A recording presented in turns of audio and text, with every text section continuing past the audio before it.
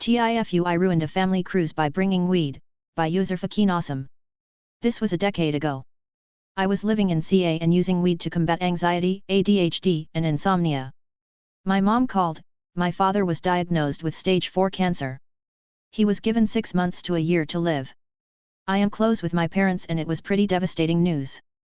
I took a leave to drive to Florida, where they had retired, to spend some time with them. I drove because I needed my medication and was really nervous about flying with it. My folks also don't approve of cannabis or any drugs, so having my car would give me a place to smoke privately. 3 days of driving later, I arrived. Aunt and uncle, Dad's rich pastor brother, were at the house. They announced they were paying for a Caribbean cruise for the whole family. The cruise was for 10 days and left in 5 days. I panicked.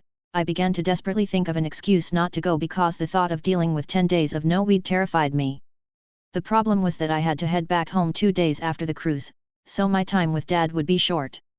I could not come back out until summer, and wouldn't forgive myself if that was too late. That's when I made a plan. This is where I fucked up. I read online that I needed a doctor's note for medications that were controlled substances and to declare them on arrival.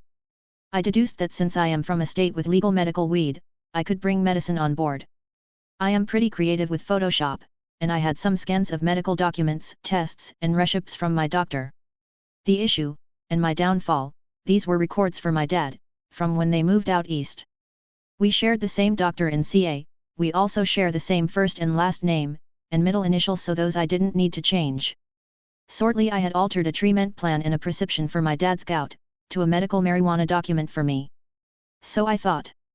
The day of the cruise, I convinced my cousins to come an hour early with me to the port so I would not be boarding with my folks. I told them I had a prescription and some medication I didn't want to concern my folks with at this time. They pried. I told them it was for weed. They gave me high fives. At security I proudly produced my documents and my professionally packaged weed. To my surprise, they took both, bagged it and said it would go to the ship's doctor who would contact me. An hour later, everyone had boarded and the whole crew of us, 15 or 17 I think, were gathered on deck.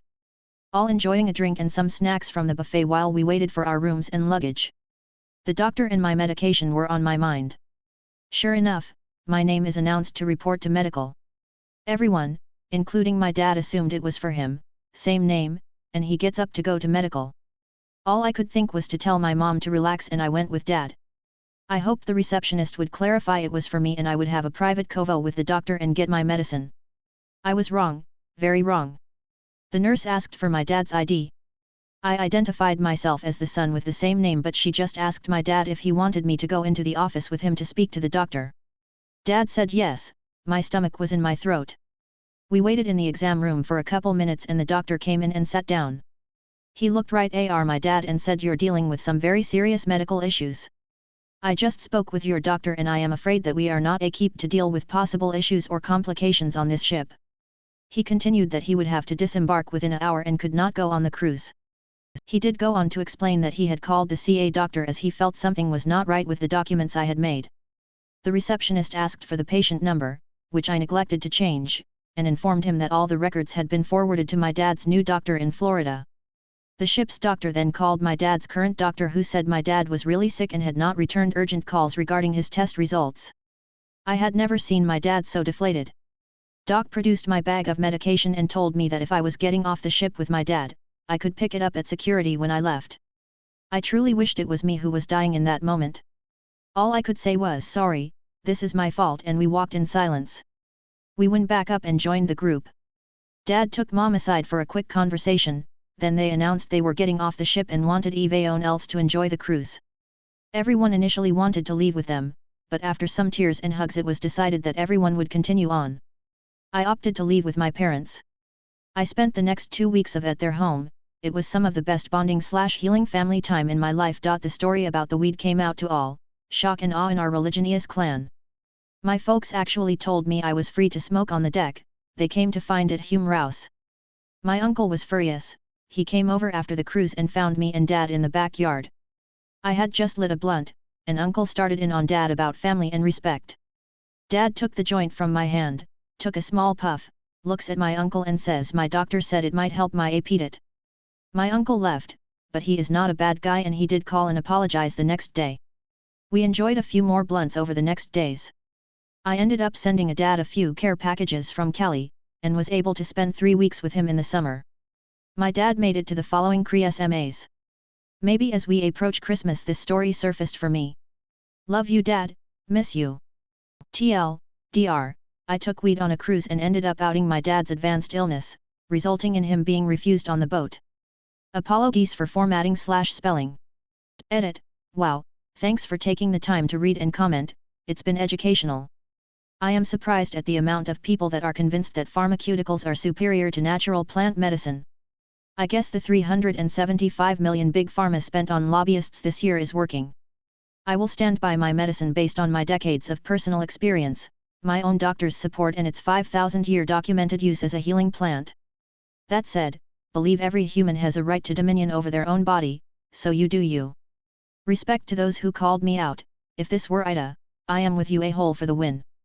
To those who wanted to label me an addict, that may be a valid evaluation based on the story provided. I can say, I am healthier by every metric of mental and physical health than I was a decade ago. I rarely drink, I don't take any pharma, and I use cannabis less, and in a more conscious way than before. Special thanks to those who reported me to Reddit as maybe needing help, I did not know that was possible, and it is good to know if I encounter someone struggling. TIFU by getting an ultrasound scan on my balls, by user Argyris006. Mandatory. This happened an hour or two ago.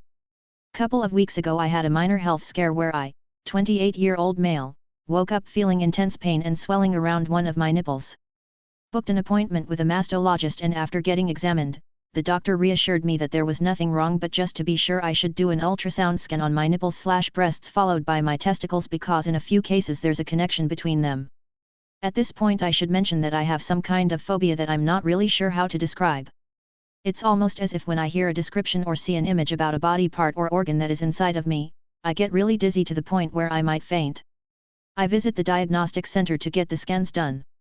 I get instructed to remove my shirt and lay flat on my back, with the doctor standing next to me near his desk and computer, so it's pretty much impossible for me to look at the computer screen where the ultrasound is being shown. Doc checks my breasts, everything seems to be okay, verifying what the mastologist examined. Here's where the fuck up happens. The doctor instructs me to stand up so he can check around my balls. By standing up I now have visual on the ultrasound monitor, balls being on full display and all. At first the sight of them made me a bit uncomfortable but I thought nothing of it. That's about the last thing I remember before fainting and falling to the floor. I woke up with the doctor assisting by elevating my legs to restore blood flow to my head. I am now seriously considering looking into options for therapy to get over this fear of mine. Thank you for taking the time to read my fuck up. TL, experienced a health scare prompting a visit to a diagnostic center for breast and testicular ultrasounds. Having a fear of internal body parts, I fainted when seeing an ultrasound of own testicles during the examination. Now considering therapy to overcome the fear. TIFU by almost dying from cold milk, by user Muppet_Fister. This happened in 8th or 9th grade. I had just bought a carton of chalky milk from the vending machine when the bell rang. Shit, we can't have food or drinks in the art classroom. Teacher's gonna make me put it away and it'll just be lukewarm later. So I sat down in class and started chugging the hell out of that thing before the teacher would arrive. My teeth hurt. I got brain freeze several times. My throat started burning. Well, I'm asthmatic and cold food and drinks usually just make me cough. I didn't even stop drinking to cough. Halfway through the milk I was wheezing from the cold. Kinda hurt, but I figured it'll pass. Then mid-breath I felt my entire throat just closing shut. I opened my mouth like a goldfish out of water to get some sort of air in my system and nothing. My throat started filling with slime, my lungs started burning and tears were running down my face. Panic. Still no air. Within 10 seconds I was on the floor, choking and crying in a world of pain because my entire inside was burning, while my classmates had no idea WTF was going on. This went on for probably several minutes and I was on the verge of passing out when it finally stopped on its own. BTW, the teacher wouldn't arrive for another 15 minutes so all that suffering was for nothing. TL, chugged cold milk and gave myself an asthma attack in front of all my school classmates. Kids are fucking stupid. TIFU submitted a letter of recommendation from a disgraced professor, by user Tomig Merkschulago. I, 24M, was submitting my application to graduate school, a couple months ago, which is the same school I attended for my undergrad. My first and primary letter of recommendation was from a professor I had 2 years ago, and thought was really good. I wondered why after so long I still hadn't heard anything back, even a rejection. I have friends that have been both accepted and rejected to this very program, so I knew I should have gotten some form of correspondence by now. Come to find out, my old favorite professor has been fired, a year ago, for inappropriate relations with female students. I had no idea and never would have guessed that he would do something like that, let alone for a prolonged period of time. I still haven't heard anything from them, and this was months ago now. So they either think I am an idiot for not knowing, or a terrible person for not caring. Edit.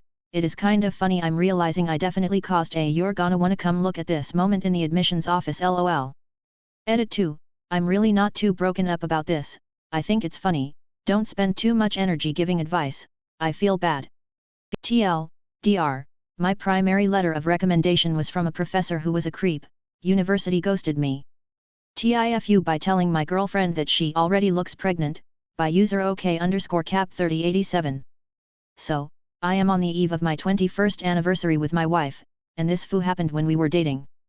Around that time, I was just shy of my 21st birthday and had thought I finally met my match via an internet dating site before internet dating was a thing. We would visit each other often, me going to see her on weekends and her coming to see me during the week. I was in the military at the time and living in the base barracks, and my roommate was cool and would leave when she came over so we could have some alone time. Anyways, on to the foo. We were showering and I was trying to be cute and sweet, telling her how beautiful she would look carrying my baby. We had talked about having kids previously. Well, being the awkward kid I was at the time, instead of saying "you'll look beautiful when you are pregnant," it came out of my mouth, "you already look pregnant yet." Her face said it all and my brain caught up a split second later. Fortunately I was able to very quickly save myself and our relationship, and she wasn't one to easily fly off the handle regarding this faux pas. 21 years later, married, no kids, that decision was made much later, traveled the world together, and she still roasts me about it, and shares the story with our friends and family who also roast me. TL.DR. Was trying to be sweet and flirt with my wife in the shower, and what I meant to say wasn't what came out of my mouth because I was a young dumb awkward kid, and she still roasts me about it to this day.